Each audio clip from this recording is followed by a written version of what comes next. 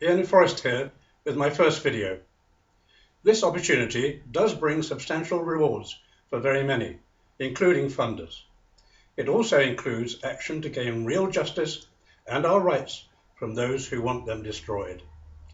In this process comes my explosive evidence which shatters any illusion we may have over honesty and fairness that we expect from our ruling elite.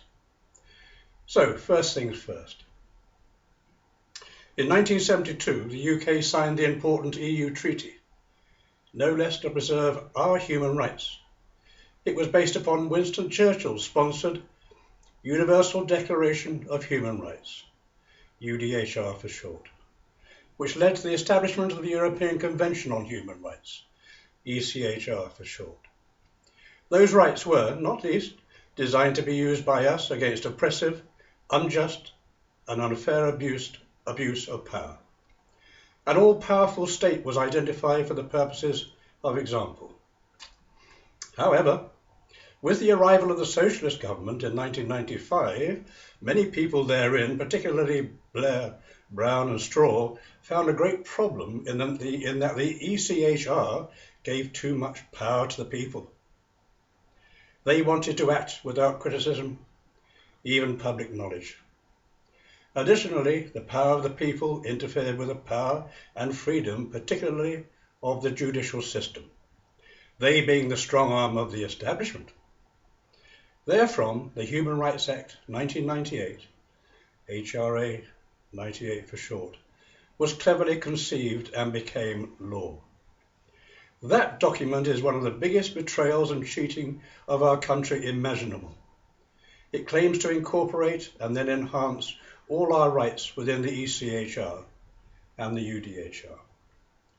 But actually, it not only removes many of them, but passes over control thereof to the judicial system. They are the ones, in fact, who are the biggest deniers and abusers of our human rights. I will cover that more fully in my second video, but I first met their practice when I returned from France that many years ago, having been robbed by crooked banks and equally criminal protecting lawyers of millions of pounds.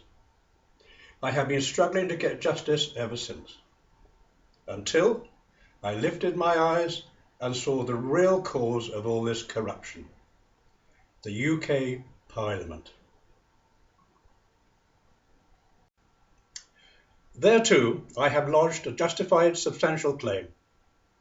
Within that is great detail over their cheating and betrayal of our rights through the HRA 98, the breaching of our 1972 treaty obligations, and much more.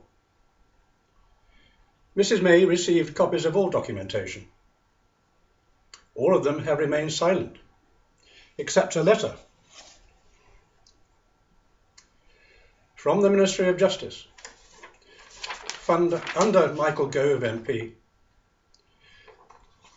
That official letter admits it is the government's view that the Human Rights Act opened the system to abuse, damaging the credibility of human rights. Another line says the government will bring forward proposals for a Bill of Rights, which will replace the Human Rights Act. The bill will protect fundamental human rights, but also prevent their abuse and restore some common sense to the system.